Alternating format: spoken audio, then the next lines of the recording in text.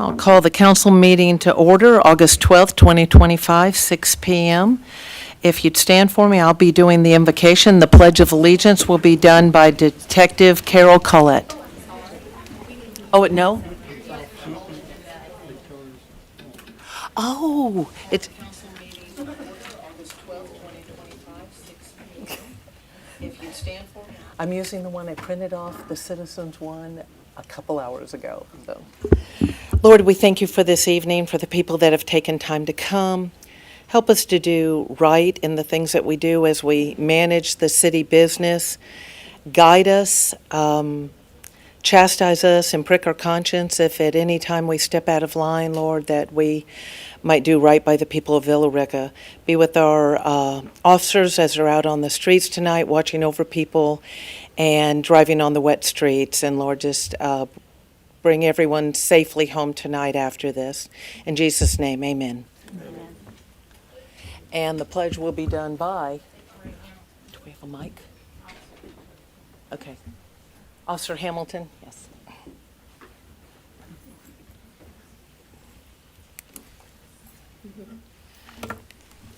I pledge of allegiance to the flag of the United States of America and to the republic for which it stands, one nation, under God, indivisible, with liberty and justice for all. Thank you. Let's try to make sure that the agenda gets updated along the one that all the citizens get, because I print off the website. And it had changed since the last time, but we'll talk about it later. It's okay. We have a few ceremonial presentations. The first one is 25-year anniversary recognition for Detective Carol Collette. Chief, I imagine you're going to be doing this one?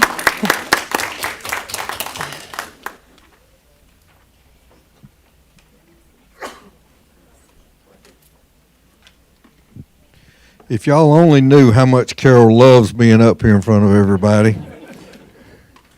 So Carol was here when I came to Rica in 2005, and Carol has served 25 years with the department in several different parts of the department. She's been an officer. She's been one of our longest tenured probably FTOs. She's trained a lot of officers. She's always done such an amazing job with that. She's been a school resource officer, and currently she is serving as an investigator and doing a fantastic job at that. And so 25 years, Carol, that's amazing. So we appreciate you. We appreciate what you do. Congratulations.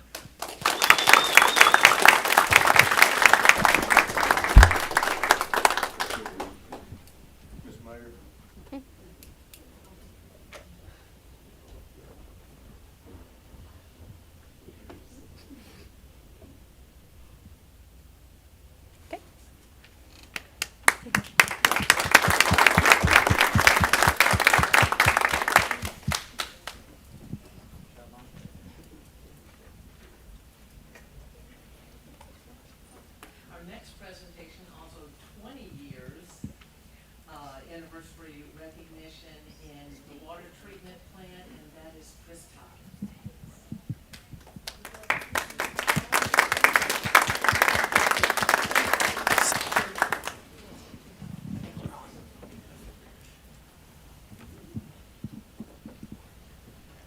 All right, so Chris started with us back in 2005 as an operator in training, meaning he was new to the industry. He worked hard at the plant. He studied, took some classes, did a lot of training, took some state proctored examinations to achieve his licenses that are necessary for the position. He eventually got the highest license in water operations, which is a Class 1 license.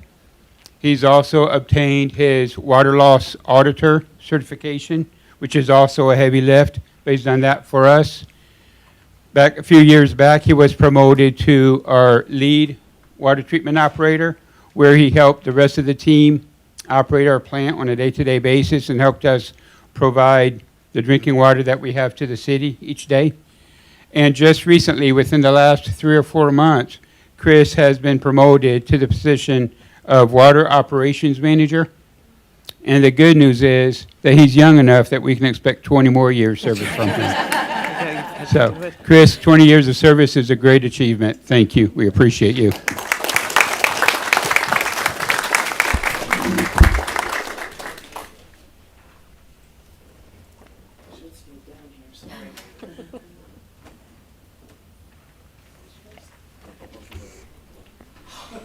I'm going to try this here.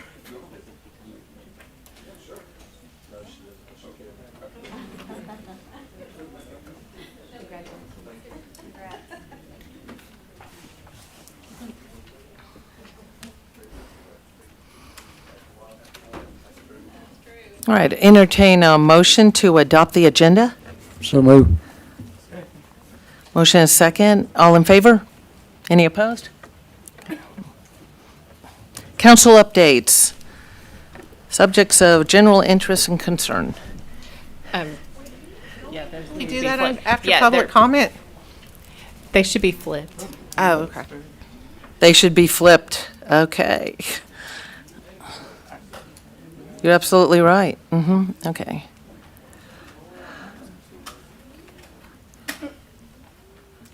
Okay, we're going to move into public comment at this time. There was a sign-up sheet as you entered the chambers. As you come to the podium, please state your name and address for the record, and if you're a city resident, each individual will be given 3 minutes to speak. Those addressing the mayor and council may feel free to speak openly on the matter that you wish to bring to our attention, but we do ask that you do so in a respectful manner and refraining from any uncivil discourse. As an elected body, we don't typically engage at that time in debate or question and answer. This is your time to speak and give your comment. However, if your question or concern necessitates a response, we'll do our best to connect you with a staff person to get that answered, or even immediately after the meeting, sometime you can speak with someone and get it addressed. As your elected officials, we value the opportunity to hear from citizens and those who have a vested interest in our city. First name, John Hanneback. John Haddock, 3106 Golfers Way, in the city of Villa Rica. I am a resident. I come before you tonight representing the Villa Rica Military Veterans Association. I was here last month and back again to appeal to the mayor, the council, and the community, really, in support of our development of a Villa Rica Veterans Memorial Park. There's a great park in Carrollton, but we need one in Villa Rica. And we have many, many, many veterans in Villa Rica, and we need a form of recognizing them. There is a small monument out in front of the courthouse that's been there a long time, and we would anticipate moving that to the park that we would hope to develop it. But what we need is from the city, from the council, approval of a land that we could use to develop this park. We're ready to move forward with plans and the development, but we need from the city a parcel. And until we know that we have that parcel, how big it is, we can't do much more. But we're ready to move. We're ready to move out now with plans. So we've been working with the city management, city administration, but this is going to ultimately have to come before you as the council. And we urge your support. We need some land from the city. What we need is a parcel that is visible to the community, has accessibility, and parking, because we anticipate that there will be people visiting this site. So those are our primary requirements. But I'm representing the group tonight. There are several more of our members that are present. So we just urge your support and the community support, because we're going to have to raise some money to do this. So urge you to support us when this comes before you. And thank you very much for your attention. Hope you'll be supportive of us. Thank you. Thank you. Tanya Ross.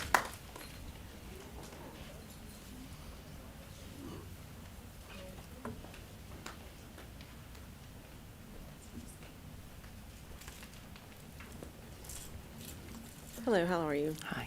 Sorry, I'm a little bit nervous. That's okay. I gave each of you guys, I would like to call it a mission statement opposed to anything else. Move that mic a little closer for you there. Is that better? Much better, Okay. thank you.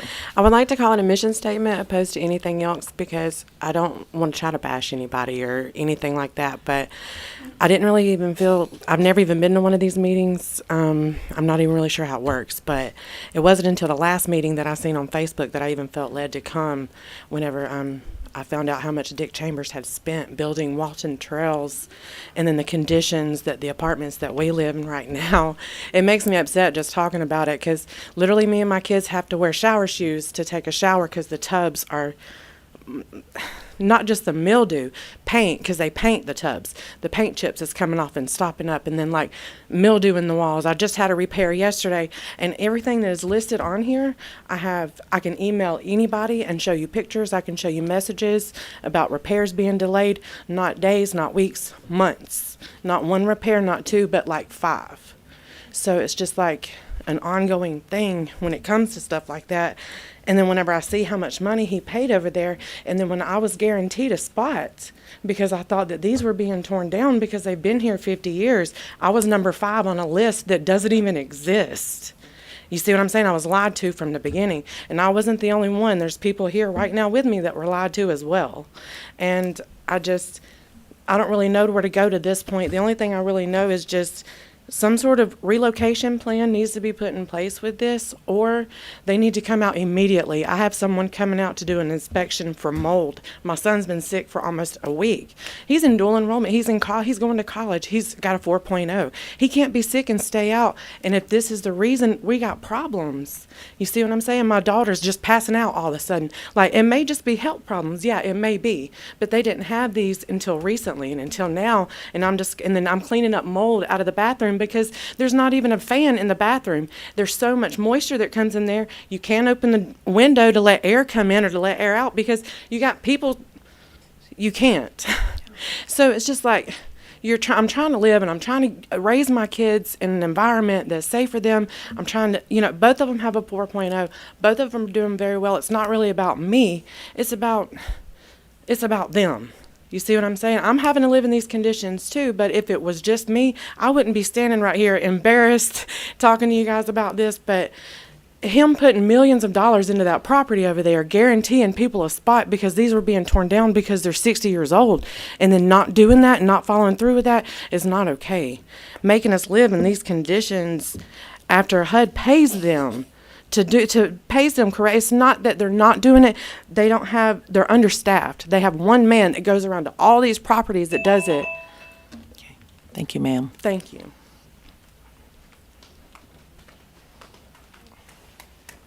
Josh Evans.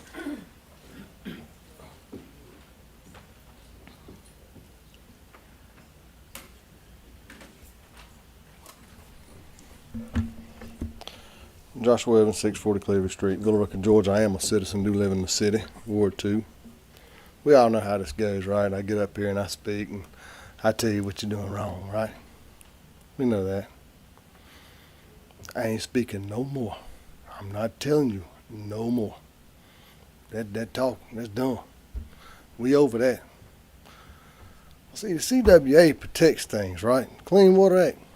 They have things in place, provisions in different sections, like Section 505, right? They have that in place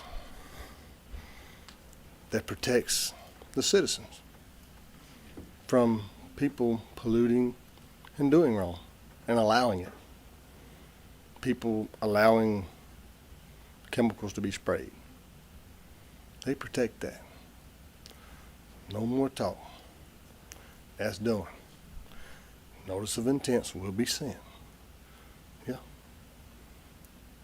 That crap y'all got over there at Mirror Lake, that Fuqua development, you can't fix that in 60 days. I bet you can't. Every time I put something up, y'all scramble to go try to get it fixed. Putting it up no more. There's different ways of doing it. Just like this right here. Y'all are a permittee, right? Y'all hold a permit, a phase 2 MS4 permit. Well, let's see. Bear with me a second. Oh, here it is. Civil and criminal liability. The permittee is liable for civil and criminal penalties for non-compliance with this permit and must comply with all acceptable state and federal laws. The permit cannot be interpreted to relieve the permittee of the liability, even if it has not been modified and incorporated new requirements over the years, right?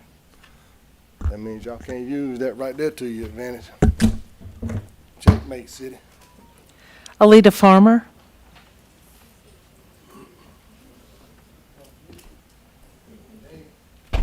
Good evening, Alita Dobbs Farmer. Have a home in the city of Villa Rica. From now on, I know that that's typically is the rule that we will be providing our names and addresses. But due to some unexpected situations recently with unexpected things coming to our mail, we will not be no longer providing our address when we stand before you because we're not sure what the intent is. The reason I'm standing here before you, I want everyone to be made aware of the fact that there's a lot of things that's going wrong in the community. And I've been coming here for now over a year, hoping that the city council and the mayor would have compassion for the citizens that have voted for you.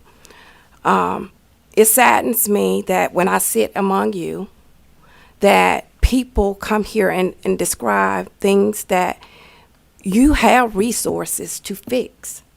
You get grant money, you get HUD money, you get money from Department of Community Affairs. There is no reason why we have people that live in the city of Villa Rica in 2025 in these type of conditions. It's disturbing that you're okay with this.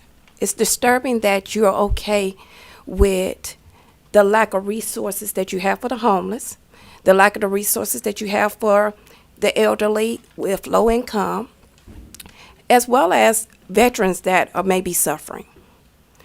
Again, I ask you to do your jobs, to focus on what the people say they need, instead of what y'all have agreed to do for developers, contractors, and other people that are making money off of the people that actually live here.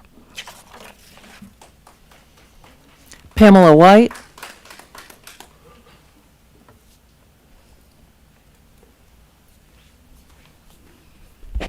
Good evening, Council. First, I want to ask, not just for our community, but for the entire city of Villa Rica. This has, I guess, nothing to do with our community, but I want to bring this up.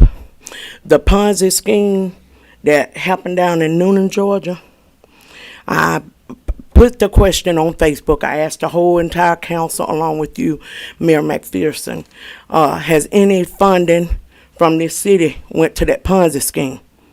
Because I see where Brant Frost and his daughter Christy Frost gave to your campaign, and we're concerned about it. We want to make sure we're not accusing, but we want to ask. We want to know what's going on and make sure that none of the money from the city has been involved in what's going on down there.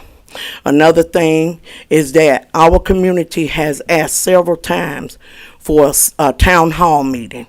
Not at any time have we asked for a town hall meeting to take place at city council. I spoke briefly before the meeting with Kevin Drummond, city attorney, and that's what his interpretation was, is that as if he was told that we were wanting to have it at city hall. We know the difference between a council meeting and a town hall meeting. We are still requesting the town hall meeting that we deserve to get updates. We want to be able to ask questions so that we can get answers we're taxpayers. Another thing I want to bring up is that you're eager to repeal the ethics board. It makes you wonder what's the urgency to want to repeal the ethics board and the retaliation part of where you say charge them $500.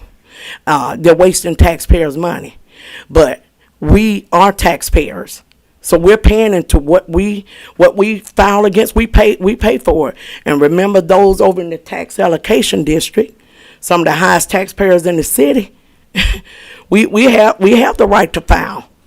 You know, if you put a fee on it, and it can be reasonable, but trying to repeal it, is it to try to silence people from going any further, filing anything against someone on the council? I don't know, but it doesn't look good. You know, you all sign letters and send it to the DOT and the Secretary of State. And then you all can't even get the kids bused to school on time over on Cleghorn and Anderson. I've been coming out of my house, taking my grandson and one of my nieces to school because the buses are not there. So when I come out my house and it's 8:40 and I go down the road to go to my son's house and they're standing there, and it's like that every week. And so, after talking, with some of the school officials, reached out to Scott Coward's office. These children are late. They've been late every single day. And I had to call and say, is it going to be that they're not marked tardy because the buses are not running? But remember, Leslie, you signed one of them papers too. So y'all responsible. And y'all need to get it right. Everything that suffers in this city, it starts from over there in our community. It's not fair. Amy McCoy.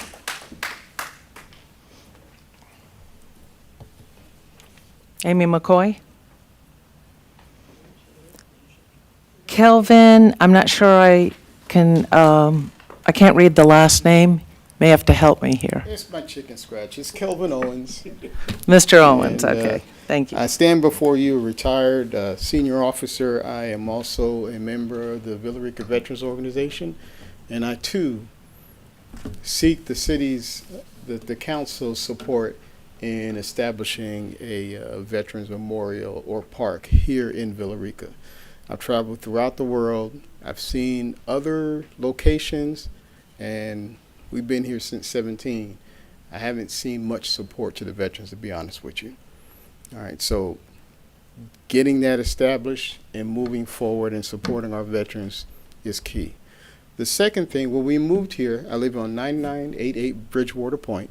When we moved here, the police officers used to use my driveway to watch the vehicles run stop signs.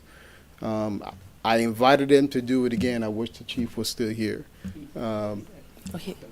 Chief, I invite your team to do it again. Because we have kids that catch the bus in the morning. We have vehicles that flow through the stop signs. There's a 3-way stop on Shoreline Parkway in Bridgewater. People are flying through the stop signs. I'm concerned about the kids. I'm concerned about my wife and I because we've almost been hit just getting out of the road. Turning from left on the Bridgewater to Shoreline Parkway, we've almost been hit by people running stop signs. So again, Chief, I invite you, 9988 Bridgewater, my driveway is available, plenty of space, and you can see what goes on when cars run in and out. That's one, and I want to go back to the first. Please support the Veterans Memorial. Thank you. Thank you.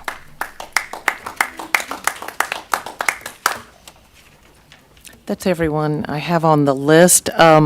Council updates.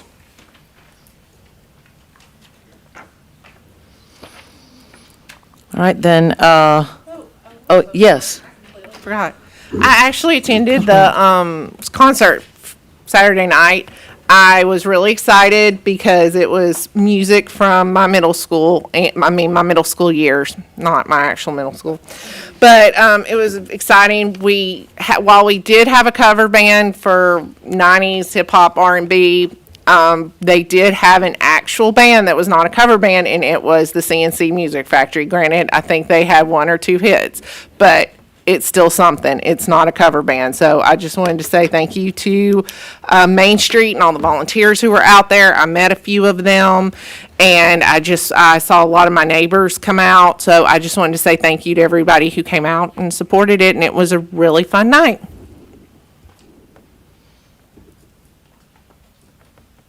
Anything else from council?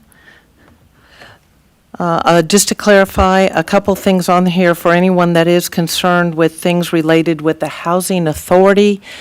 I would recommend going to their office, but I think if you called City Hall, we could probably be a liaison with helping set up an appointment so that you can get some answers for what's going on in there. While we do appoint some board members, we don't really handle the Housing Authority, and the Walton Communities that was built was, that's federal government that works with developers to build those new units. So we have limited, we can help approve the developer, but we don't actually handle what gets done over there. That's done through the Housing Authority under the guidance of the federal government. We have, the school system is a separate entity. They have their own board, which governs that with the superintendent. We do not run the school buses, so we have no control over where they show up or when they show up. You would need to call the county school system to address that issue.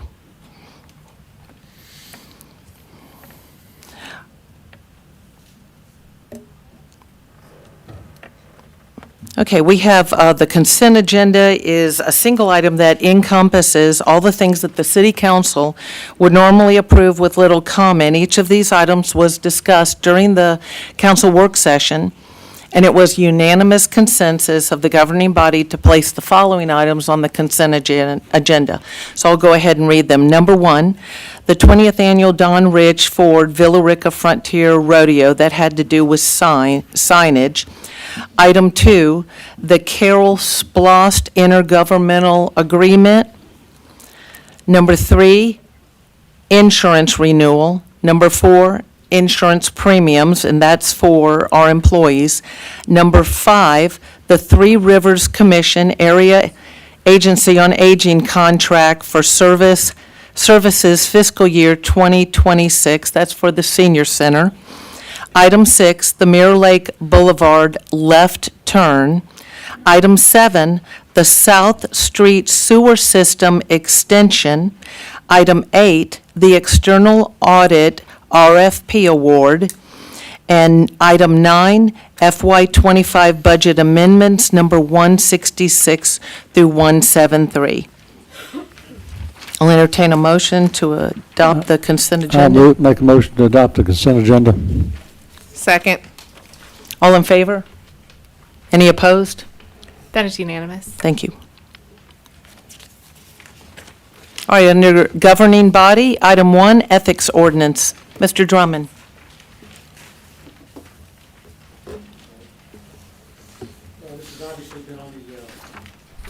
All right, sorry about that. Kevin Drummond, City Attorney. This item's been on the agenda several times this year already, so, and I did go back and watch most of the work session last week, so I heard part of that conversation. I watched the entire meeting, but I had it on mute most of the time because I was in court. But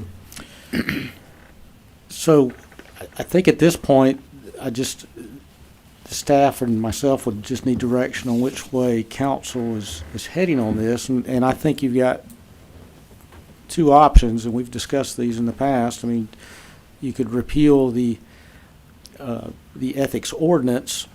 That would not be repealing the ethics provisions in the charter. I mean, there's two different sections.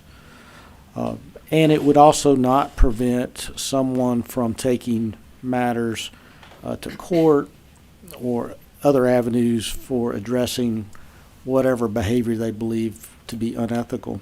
And I think, I know that last week, some of those avenues were discussed in the work session. So, there's a number of different actions you can file in Superior Court. You can file declaratory judgment action, where if someone believed the council did something that they didn't have the authority to do, then you could ask the judge to declare that act to be void because you didn't have the authority to do it. You could file mandamus action, and that's an action where you would go to court and say, council should be doing something and they're not. Make them do it. And a judge could order y'all to do something. You can file actions to set aside contracts that were entered improperly. If someone believed that one of you violated the law, of course, that would be taken up with law enforcement and go through that type of investigation. So there's lots of avenues of addressing things. All of those have real results at the end if something improper actually happened and the fact finder found that it was improper. As you know, with our current ethics ordinance, if someone is found to, you go through the whole process and the ethics committee finds that someone committed something that was unethical according to our ordinance, then they would issue a report to you, and your options are pretty limited on what kind of action you could take. You could ask someone to resign. That's simply asking them to resign. Or you could have some type of public reprimand. And that may have some real consequences. It's likely to get in the press somehow and have some consequences there, but would not remove anyone from office. So one option would be to a resolution that would do away with the ethics ordinance. The other option would be, let's work on fixing what we got. And I think we all agree that some of the issues we have is one is the composition. There's nothing wrong with the actual members that are on the ethics committee. There's just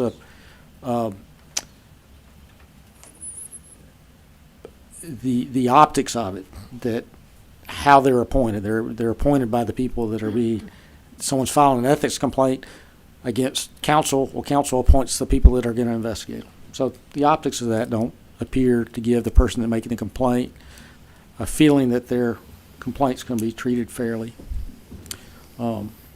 Whether it is or not, it just feels that way. I think from everybody understands that. I think there's some issues with the time limits. Right now, as the ordinance written, they could bring up something that happened 20 years ago. There would be no bar to that. A lot of ethics ordinances I've reviewed, and I've reviewed a bunch at this point, have a 6-month time frame. So if you've got a complaint against someone, it has to be brought within 6 months. That seems reasonable. And then ultimately the remedy or punishment if someone is found to commit a ethics violation, what's the penalty? And there could be monetary penalties or something else in addition to just getting a lecture. So I think those are the two routes. One thing that was discussed last week was a filing fee, because you got to have some way of dealing with frivolous complaints, and we have a mechanism now, but you still have to go through a process. So right now there's nothing that stops someone from just going in and filing 100 complaints today if they felt so inclined. They got to use the form. I think that helps some. I did find one county that charges a $100 filing fee, and that person actually gets the money back if the complaint is founded. So if it goes through the process and there was an ethical violation, the person would get their filing fee back. If it was tossed in the frivolous part of the review, then they forfeit that money.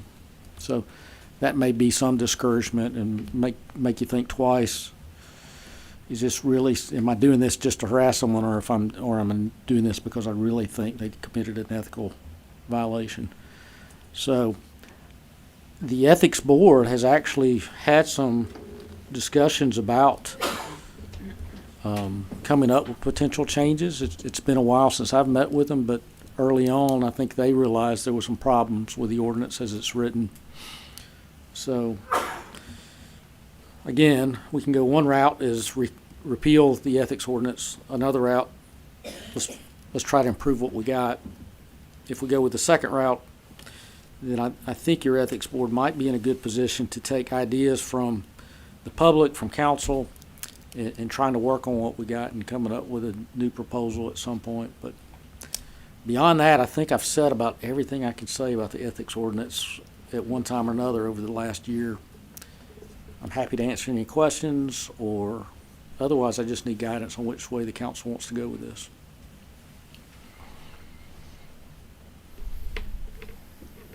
Anyone would like to speak first? Councilman McCoy. I'll just be simple. Let's just try to work on what we have. Maybe, like you said, you found the place that did the $100 fee, but if it was founded, they get their money back. I personally would prefer to just kind of work on what we have.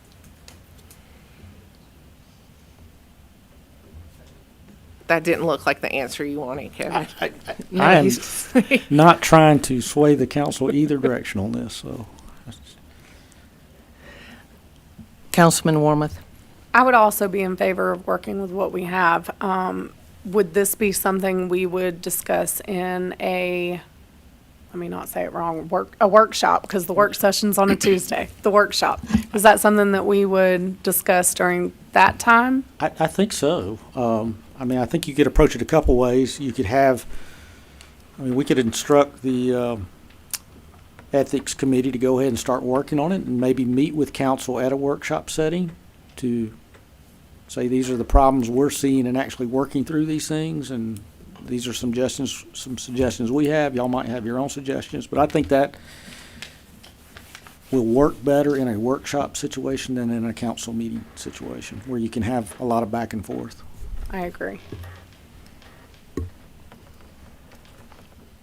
I agree with both Councilwoman McCoy and Councilwoman Warmoth. I think trying to improve what we have, I think, is still the best approach at this time. I have been the one that has urged repeal. I have, and people have been using it while at the same time they say it's a horrible ordinance. It's horrible, it's biased. The people that are appointing the people on the board could be the people that are getting investigated, along with, it could involve a city manager, a city attorney. There's certain staff officials that could be involved. Let me just bear with me while I read just a little bit from the article that helps summarize what was said during the work session. Mr. Drummond, if any of this is not accurate, please say so.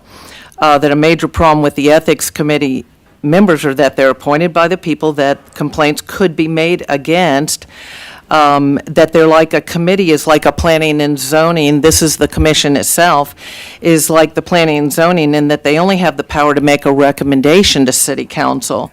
If a complaint is based on a criminal or civil accusation, those have to be handled through the court system, not an ethics committee. The only possible power currently that the Villa Rica Ethics Committee might have is to reprimand an elected official or a staff member in an open mayor and council meeting and have the press carry the story. In that scenario, you could damage someone's reputation, but there'd be no legitimate punishment. So people are filing these and not getting, and this has been said over and over, means they're not getting a resolution to what they're filing about, because there's really not an effective action that can be taken to solve it. The city attorney has pointed out that the ethics ordinance has no way to prevent someone from making false accusations or simply harass one or more of the elected officials or city staff members,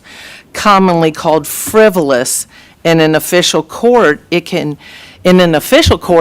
type of thing could be thrown out. At this point, we're handling all of them, and it's costing thousands of dollars in taxpayer dollars since we started this earlier in the year.